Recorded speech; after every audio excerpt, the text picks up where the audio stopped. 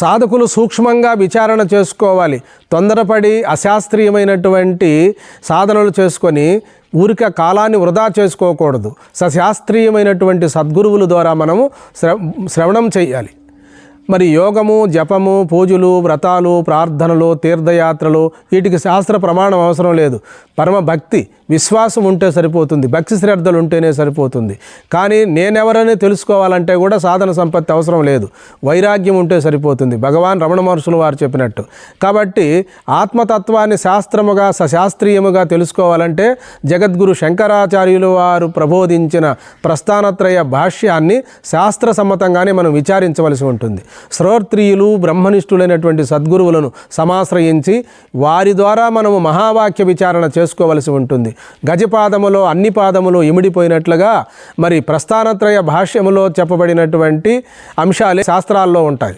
కాబట్టి మనం ఏ రోజుటికైనా ఏనాటికైనా శ్రోత్రియులు, బ్రహ్మనిష్ఠులైన సద్గురువులను సమాశ్రయించి వారి పర్యవేక్షణలో, వారి సారథ్యములో మనం ఆత్మతత్వాన్ని తెలుసుకొని తరించవలసి ఉంటుంది.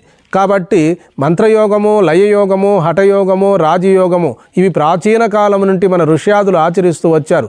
అయినప్పటికీ కూడా వీటిల్లో ఎంతో శ్రమ ఉంటుంది. చివరగా మనకు ముక్తిని అనుగ్రహించలేవు. చివరకు జ్ఞానమే కలిగి తీరవలెను. జ్ఞానాదేవత్ కైవల్యం అని శాస్త్రం చెప్తుంది మనకు. కాబట్టి 4 వేదములలో ఉన్నటువంటి 4 మహావాక్యాలను సద్గురువుల ద్వారా శ్రవణం చేసుకొని ఇక్కడే మరి జీవన్ముక్తుడై మిగలాలి. కాబట్టి ఏదో సాధనలు చేసి పొందబడే అంశం కాదు మన స్వరూపము.